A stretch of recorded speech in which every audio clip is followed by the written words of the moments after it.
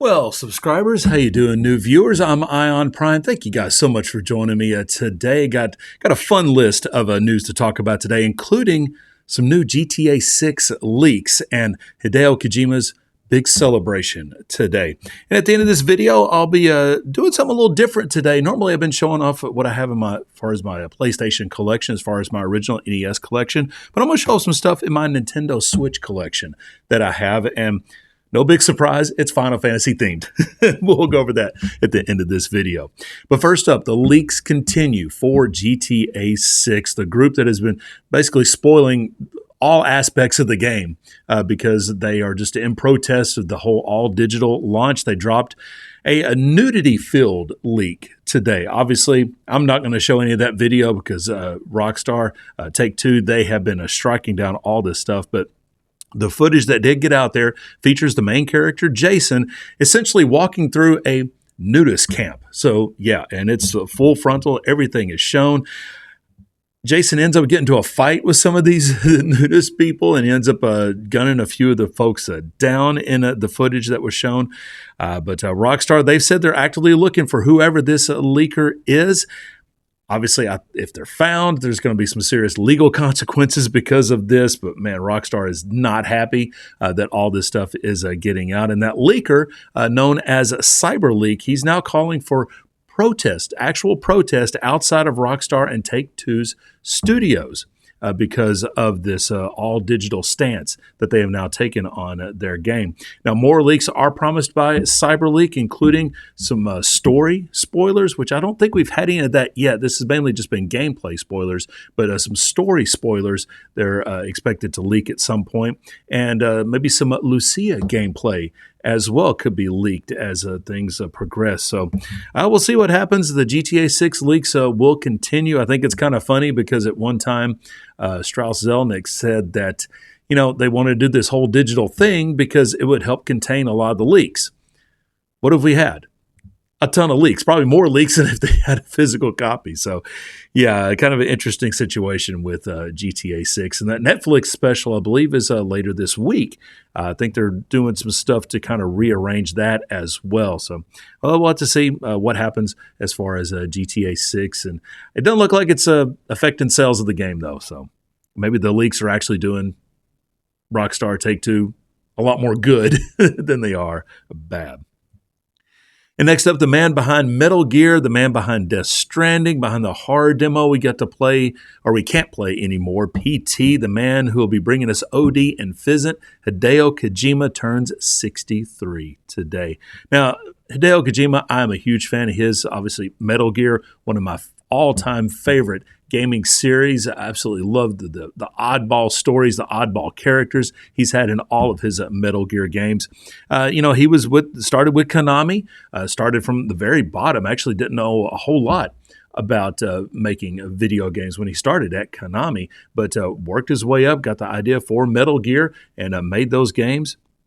And then when he had that unpleasant separation from Konami, he started his own company, Kojima Productions, giving us a couple of very good, we'll call them definitely Kojima games in Death Stranding.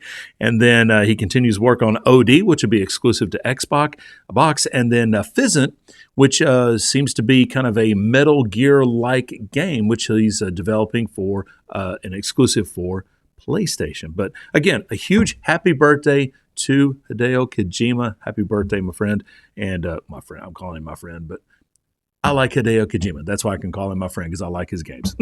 VGC, they've got a really, really cool feature on him, and I'll have that down in the description below if you want to check it out. And I spent a lot of my teenage years in the 90s in the arcade, late 80s too. But me and my buddy, we would go to the bank, we'd get a roll of quarters, we'd sit down at the Teenage Mutant Ninja Turtles cabinet, we'd play some other games there together. I mean, we would have an absolute blast. The arcade was a ton of fun back in the day. And there is a new book that is coming out. It's called The Arcade 1971 to 1999. It's going to give us the stories behind some of our favorite arcade games, and it comes straight from the creators of those games. This should be a really, really cool book. It's only going to be $50. Pre-orders are not live as of yet. It's actually supposed to be released late next month, but the pre-orders are not up just yet. But again, $50 for this book. And when you flip through it and you see some of the preview pages, I mean, they look absolutely gorgeous. I think this would be a really, really cool read for anyone that was a fan of the arcades back in the day. And I'm actually kind of glad we're seeing a bit of resurgence in arcades. I know here locally, we've got several arcades in this area that they all have their own little theme. We've got one arcade that's just all old school games. We got one arcade that's all new games. We got the typical like Dave and Buster's type games as well in another arcade. But it's just to me, it's really cool to see that resurgence in arcades in the area. And this book should be a lot of fun. Definitely pick it up if you are a fan. And finally, Gamescom Opening Night Live. It airs tomorrow. Jeff Keighley will have a ton of announcements and folks that will be there in person in Germany. There's going to be a bunch of first-party games from Nintendo, Xbox, and PlayStation that they'll get to play. There'll be a ton of third-party developers there as well, showing off their new games. And I did see a rumor, and again, this is a rumor, so I don't like talking about rumors, but I'm going to talk about this one because I'm very much looking forward to this game. The new He-Man game that Limited Run Games was putting out got delayed into the summer, and we have not heard a new release date for that game since that delay was determined. But the rumor is that new He-Man game is going to be at Gamescom, going to be playable. Will we get an official release date for that game? I hope so. I really am, because just what I've seen of the game, the different videos, the game looks really, really good. So hopefully it's going to be coming out very, very soon. But Gamescom Opening Night Live airs at 2 o'clock Eastern in the U.S. You can watch it on YouTube and whatever other channels that Jeff Keighley has that on. And finally, in today's video, I'm going to go over some of my Nintendo Switch collection that I have. It's not as big or as extensive as my PlayStation collection, but mostly the games that I have there on Switch are the games that, well, I want to play. And that's, a lot of Nintendo first-party games are on there, but also a lot of Final Fantasy games that I have that since Square has started releasing those. And the first one I want to show off is the Final Fantasy VII Pixel Remaster. Of course, this includes the 8-bit and the 16-bit Final Fantasy games 1 through 6 that were on the original Nintendo, all the way up through the Super Nintendo. And I mean, I played through all 6 of them. It was an absolute blast going through all 6 of them. And I love the unboxing here, the reverse art with all the different characters there. And you might have noticed that, yes, I have a manual for the Final Fantasy 1 through 6 Pixel Remaster. Now, what this is I've talked about this before. This is a gentleman on Etsy who actually makes these manuals for various games, and I've got it for this one. I got it for Final Fantasy VII Remake, Final Fantasy VII Rebirth.